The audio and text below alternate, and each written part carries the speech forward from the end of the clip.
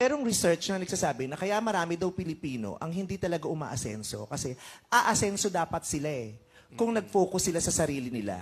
Kaya lang, yung kinikita nila, nauubos ng lahat ng sinusuportahan nila.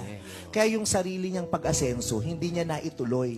Ang ending, lahat silang nanatili sa ganong level. Hindi siya nakaangat dahil yung pangpaangat niya sana, naubos ng lahat ng umasa sa kanya. Yes. Kaya yung kagustuhan mo daw dapat mag-share, mag-share ka kasi masarap naman talagang mag-share, 'di ba? Pero pag naging obligasyon na 'yon at nakakasagabal na 'yon sa sarili mong pag-angat, dapat daw hindi ganoon. Yes po, Meme. 'Di ba?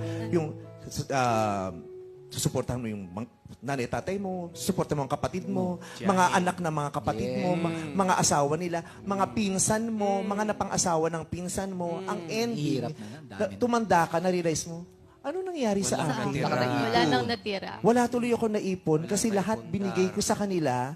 Tapos ngayon, ako nang may kailangan na hindi naman nila ako masusuportahan kasi may iba na rin silang sinusuportahan. Ang sakit-sakit. Ang daming Kaya ikaw, it's very admirable na you're always willing to give and share. But be smart, ha? Yes po.